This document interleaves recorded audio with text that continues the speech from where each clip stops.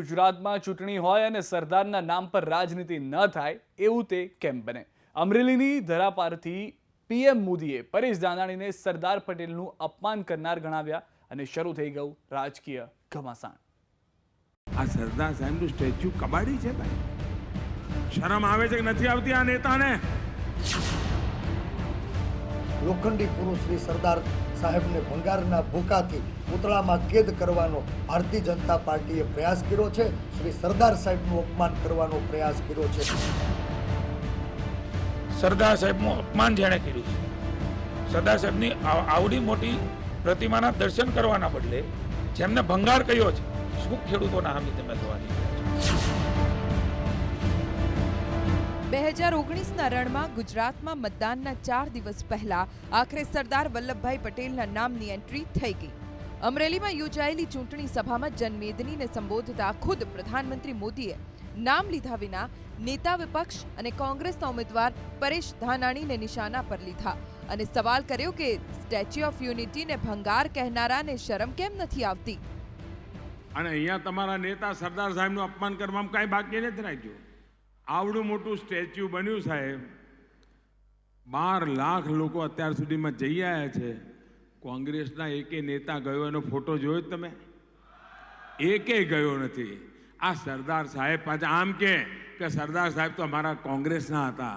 તો ભાઈ જઈને જરા માથું તો ટેકવી આવ્યો, થોડા સંસ્કાર સુધરશે. આ તો બેફામ થઈને બોલે છે. આ તો કબાડી છે, કબાડી. બોલો આવું બોલે? આ સરદાર સાહેબનું સ્ટેચ્યુ કબાડી છે ભાઈ. શરમ આવે છે કે નથી આવતી આ નેતાને?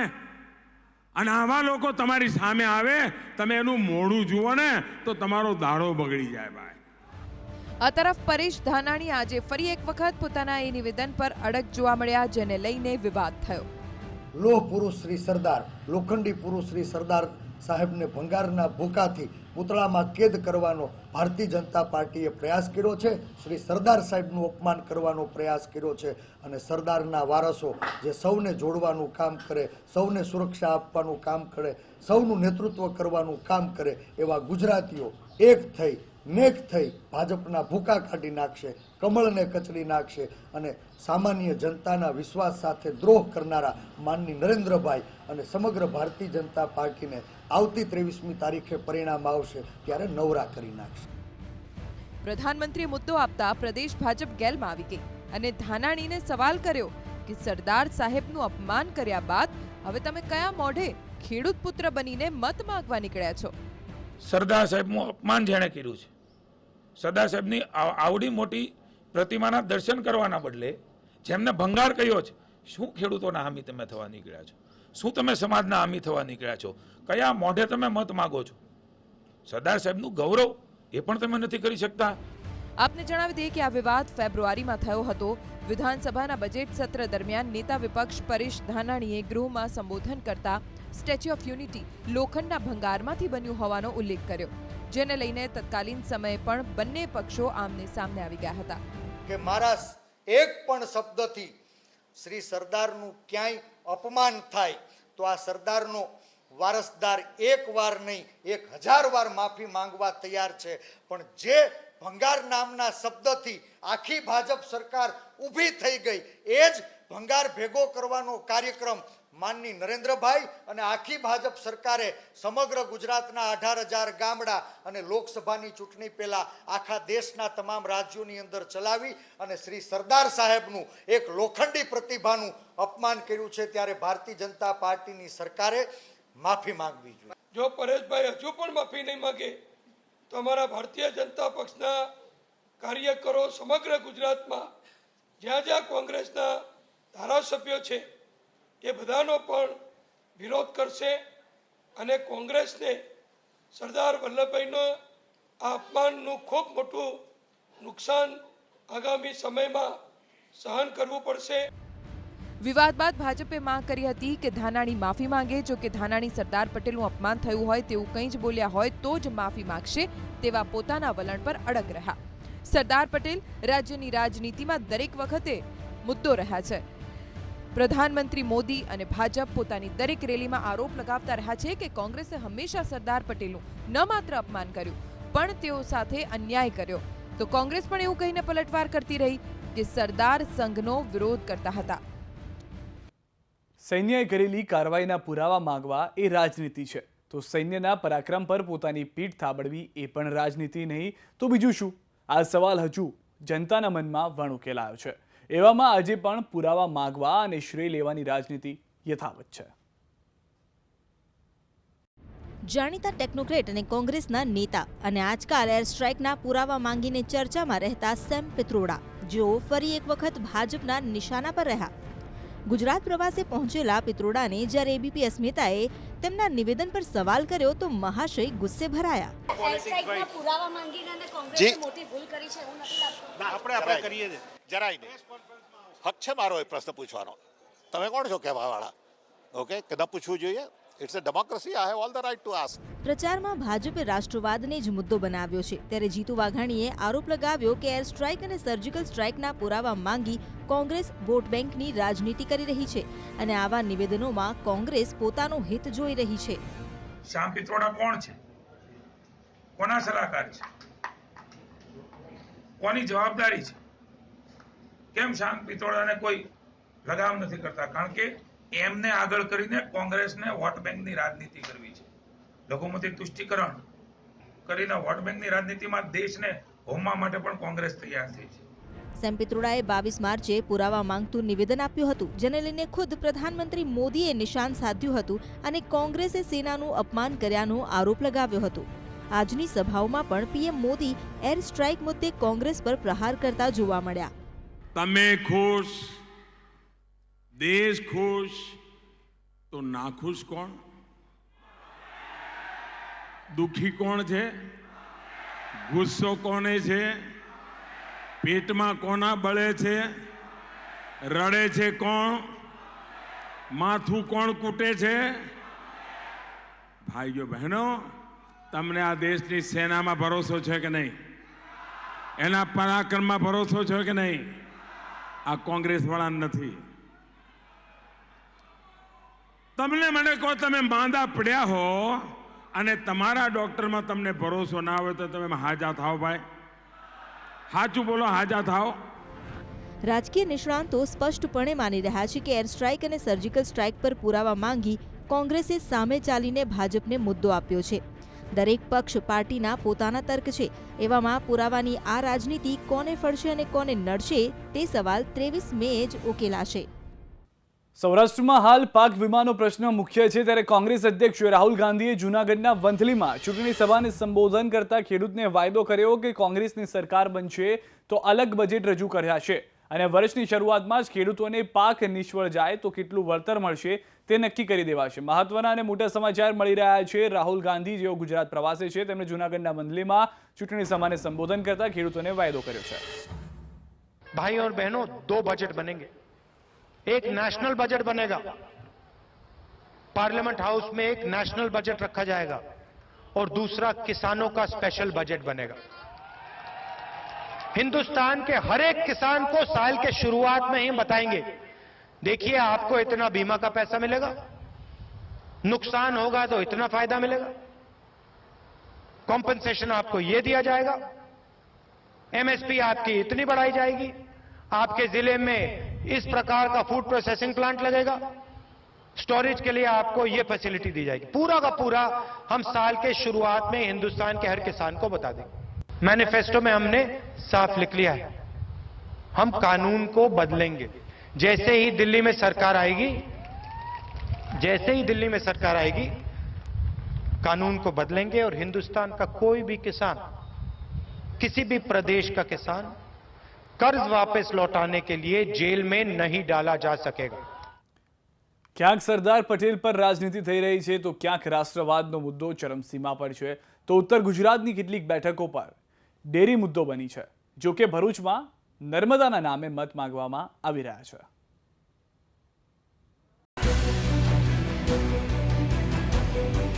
ગુજરાતની જીવાદોરી નર્મદા છેલ્લી કેટલીક ચૂંટણીઓમાં તે રાજનેતાઓ માટે પણ જીવાદોરી બની ગઈ છે.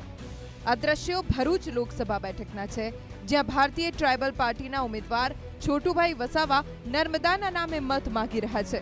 તો કોંગ્રેસના ઉમેદવાર શેરખાન પઠાણના સમર્થનમાં સોશિયલ મીડિયા પર વાયરલ થઈ રહેલા પોસ્ટરમાં પણ નર્મદા નદીને બચાવવા માટે શેરખાનને ચૂંટવાની અપીલ કરાઈ રહી છે. નર્મદા નદીમાંથી આખા ગુજરાતને શુદ્ધ પાણી મળે છે, પણ ડાઉનસ્ટ્રીમમાં આવતા ભરૂચના ઝઘડિયાના અનેક વિસ્તારોમાં ખારાશ ચિંતાજનક રીતે આગળ વધી રહી છે. આ જ કારણ છે કે કોંગ્રેસ અને બીટીપીએ નર્મદાના નામે સોગંદ લઈને મત માંગ્યા છે.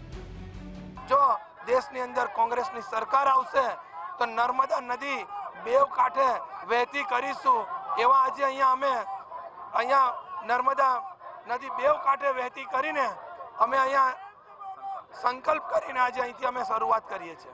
જ્યાં સુધી નર્મદાની વાત આવે છે કે નર્મદા આટલો મોટો ડેમ બનાવીને સૌરાષ્ટ્ર અને કચ્છની અંદર પાણી લઈ ગયા, જ્યારે અહીંના ખેડૂતો, જે ભરૂચ જિલ્લાના ખેડૂતો આજે પાણી વગર વલખા માળે, પીવાના પણ પાણી નથી, જમીનોની અંદર ખારાશ આવી ગઈ છે અને ખાસ કરીને જે માછીમારોનો જે ધંધો હતો એની પર જબરજસ્ત મોટું અસર થઈ છે અને આવનારા સમયની અંદર આ માછીમારો ક્યાં જશે? એમના બાળકોનું શિક્ષણ માટે કોઈ પૈસા નથી, કોઈ સગવડ નથી, કોઈ રોજગારી નથી, તો એની સામેની આ લડત હશે. વિરોધી પાર્ટીઓ સરકારની નીતિના કારણે નર્મદાની આસપાસ વસતા લોકોને હાલાકી પડી રહ્યાના આરોપ લગાવી રહી છે, તો સત્તાધારી ભાજપની રેલીઓમાં નર્મદાના કામમાં કોંગ્રેસે અવરોધો પેદા કરી ગુનો કર્યો હોવાના આરોપો લાગી રહ્યા છે.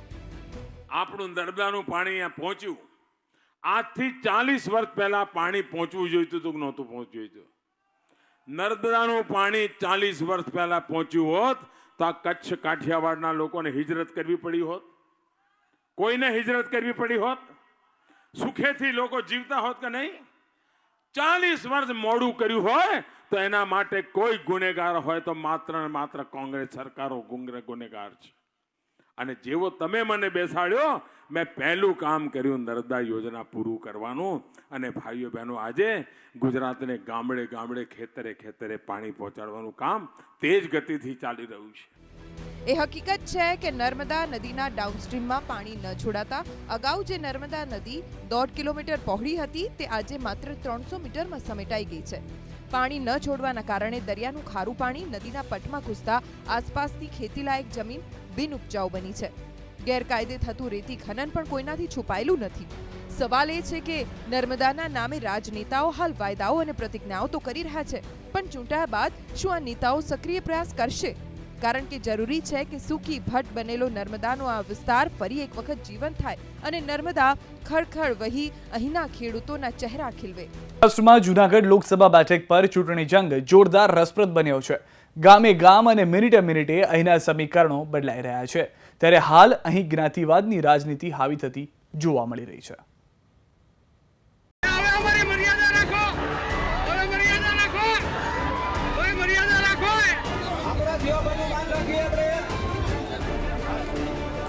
આ દ્રશ્યો જૂનાગઢ લોકસભા મત વિસ્તારમાં આવતા ભુવાટીંબી ગામના છે, જ્યાં વર્તમાન સાંસદ અને ભાજપના ઉમેદવાર રાજેશ ચુડાસમાનો વિરોધ થયો.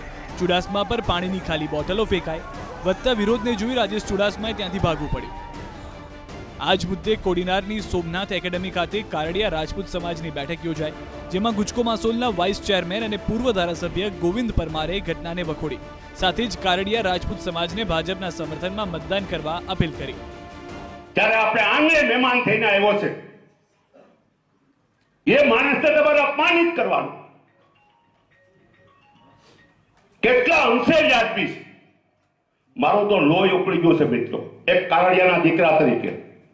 જ્યારે આ બનાવ બન્યો છે એમાં સૌને વિનંતી છે કે એનો આપણે કિલ્લો ભોગવા માટે 23 તારીખે કમળના નિશાન ઉપર સૌ સાથે મળીને મતદાન કરજો. મારે કોળી સમાજના યુવાનો હોય તો એને કહેવાનું છે, અન્ય સમાજના લોકોને કહેવાનું છે. જૂનાગઢ લોકસભા બેઠક પર કોળી સમાજ ઉપરાંત આહિર અને કારડિયા રાજપૂત સમાજના મતદારોનું પ્રભુત્વ છે. ચુડાસમા કોળી સમાજમાંથી છે, તો સામે કોંગ્રેસના ઉમેદવાર પુંજાભાઈ વંશ પણ કોળી છે. એવામાં કોળી મતોનું વિભાજન થવું નિશ્ચિત છે. એવામાં અહીં આહિર અને કારડિયા સમાજનું વલણ હાર જીત નક્કી કરશે. ભગવાન બારડના સસ્પેન્સને લઈને આહિર સમાજની નારાજગી ભાજપને ભારે પડી શકે છે, પરંતુ જો કારડિયા સમાજ ભાજપ તરફ વળે તો આ નુકસાનને ખાળી શકાય તેમ છે. વિવાદ વિરોધની વચ્ચે બુધવારે રાત્રે અન્ય એક ડાયરામાં ભગવાનભાઈ બારડ અને રાજેશ ચુડાસમા એક સાથે જોવા મળ્યા. બનાસકાંઠામાં ધાનેરાના ધારાસભ્ય નથા પટેલે વિવાદિત નિવેદન આપ્યું છે. નથા પટેલે કહ્યું કે પોટલી કે રૂપિયા આપે તો લઈ લેવો, પરંતુ મત તો પંજાને જ આપવો.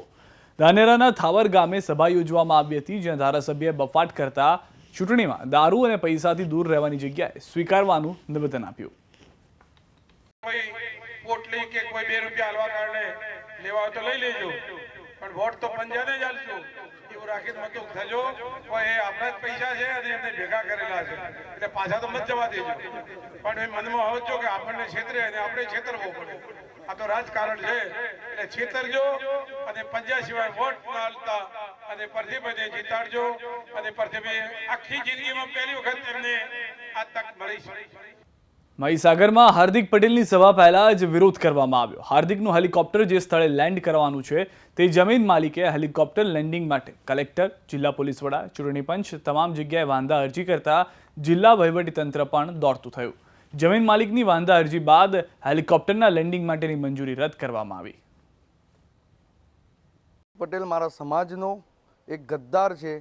તેણે 14 શહીદો, મારા પાટીદાર યુવાન ભાઈઓના શહીદો પર રાજનીતિ કરવા નીકળ્યો છે, અને હેલિકોપ્ટર તો શું એનું પગ પણ મારી જમીનમાં હું ના મૂકવા દઉં. હાર્દિક પટેલ પોતાને બેરોજગાર બતાવે છે અને તે એક હેલિકોપ્ટર લઈને કોંગ્રેસ પાર્ટીના સ્ટાર પ્રચારક તરીકે આવે અને તેના ફેસબુક અને ટ્વિટર પર એવું લખે છે કે હું બેરોજગાર છું. આ કેટલા અંશે વ્યાજબી છે?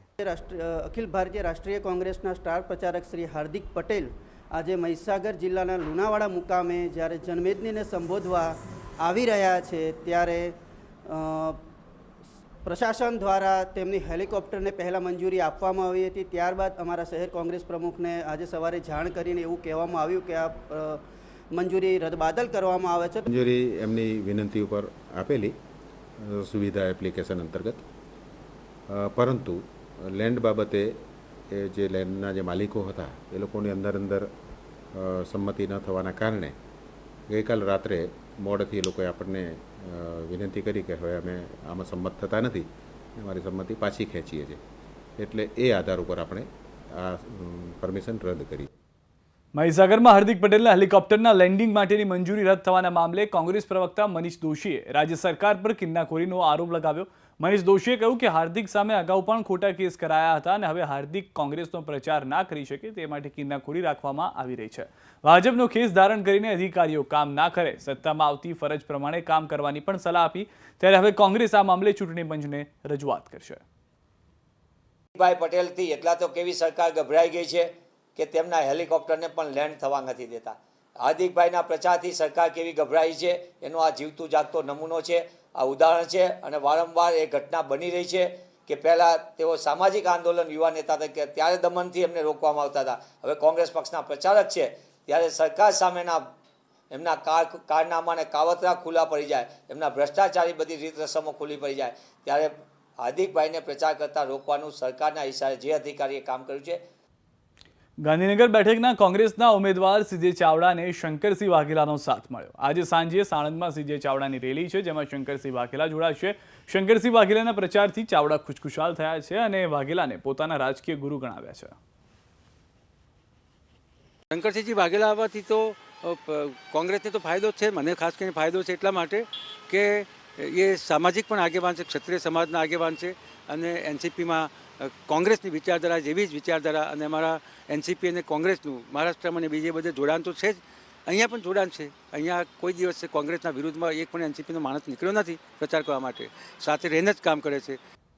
હવે જઈએ એક એવા ગામમાં જ્યાં વસે છે આખું ભારત. એ સાંભળીને તમે ચોંકી જશો કે 23 એપ્રિલે અહીં 24 રાજ્યો એક સાથે મતદાન કરશે.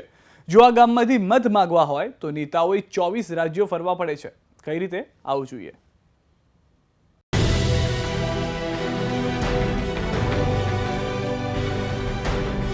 કેરલા, કાશ્મીર, ઉત્તર પ્રદેશ, ગુજરાત, દિલ્હી, ગોવા, મહારાષ્ટ્ર, આસામ, મેઘાલય, બધાનું એક જ મતદાન મથક. દરેક જગ્યાએ એક સાથે 23 એપ્રિલે થશે મતદાન. આ કહાની હિંમતનગરને અડીને આવેલા વીરપુર ગામની છે, જ્યાં આવેલા 24 વિસ્તારના નામ 24 રાજ્ય અને કેન્દ્ર શાસિત પ્રદેશના આધારે અપાયા છે. કાશ્મીરથી શરૂ કરી કેરળ અને ગુજરાતથી લઈ મિઝોરમ સુધીના રાજ્યોના નામ તમને અહીં જોવા મળશે. દેશના અલગ અલગ રાજ્યોમાં ભલે અલગ અલગ તબક્કામાં ચૂંટણી યોજાઈ રહી હોય, પરંતુ અહીં તમામ રાજ્યોમાં એક સાથે ચૂંટણી યોજાશે. 3000ની વસ્તી ધરાવતા આ ટીપટોપ ગામ વિકસિત છે. ગામમાં 2000 જેટલા મતદારો છે અને મતદાર યાદી પણ વિસ્તારોના આધારે જ તૈયાર થઈ છે. અહીં વસે છે આખું હિન્દુસ્તાન. સર્વધર્મ સંભાવનું બની ગયું છે મુકામ. આ ગામના લોકો મતદાન કરવા માટે જશે, એટલે મતલબ કે બધા ગામના બધા રાજ્યના લોકોને અહીંયા મતદાન કરવા માટે આવવું પડશે. અને ખાસ નવાઈની વાત એ છે કે ગામના મતદાર જે ચૂંટણી કાર્ડ છે એની અંદર તમામ રાજ્યોના શું કહેવાય છે કે એડ્રેસ આપેલા છે અંદર, બરાબર છે. અને કોઈ વાદ વિવાદ વગર અહીંયા મતલબ લોકો વસવાટ કરે છે. અને શું કહેવાય કે કોઈ પણ પક્ષને તમે મતદાન કરો, પણ મારું કહેવાનો મતલબ એક જ છે કે 100% મતદાન કરજો. અમારે અહીંયા સરપંચ સાહેબે પહેલેથી જ એ રીતના ગોઠવેલું છે કે બધા રાજ્યો, આખા દેશના રાજ્યો એક જ ગામમાં સમાયેલા છે અને અમારા ગામના જે માણસો છે એક જ જગ્યાએ મતદાન કરે છે. આખું ભારત એક જ જગ્યાએ વીરપુરમાં મતદાન કરશે એવું લાગશે એમ.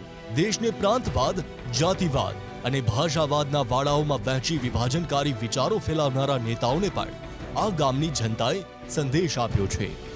અમારા ગામમાં ક્ષત્રિય ભાઈઓ, દેવી પૂજક ભાઈઓ, અનુસૂચિત જાતિના ભાઈઓ, મોમીન ભાઈઓ, તમામ જ્ઞાતિના લોકો અહીંયા વસે છે. પણ આજ સુધી ભૂતકાળમાં અને હાલ ચૂંટણીના સમયે કે કોઈ સેન્સિટિવ મુદ્દા વખતે પણ અમારા ગામને કોઈ લેવાદેવી નહીં, કોઈ વિવાદ નહીં, સામાન્ય પણ કોઈને એવો વિચાર પણ નથી આવતો. એમનો અમને ગર્વ છે. વીરપુર ગામ મિની ભારતના નામે પ્રચલિત થયું છે, ત્યારે આગામી લોકસભા ચૂંટણીમાં એક જ બૂથમાંથી સમગ્ર ભારત મતદાન કરશે. તો આ પહેલું એવું ગામ હશે કે જેની અંદર તમામ રાજ્યો, ઉત્તરથી લઈને દક્ષિણ ભારત સુધીના અને પૂર્વથી લઈને પશ્ચિમ સુધીના આ તમામ રાજ્યો એક સાથે 23મી એપ્રિલે મતદાન કરશે. દિલ્હીની દોડમાં અત્યારે બસ આટલું જ. મહત્વની તમામ ખબરો માટે આપ જોતા રહો ABP અસ્મિતા, ગુજરાતની અસ્મિતા.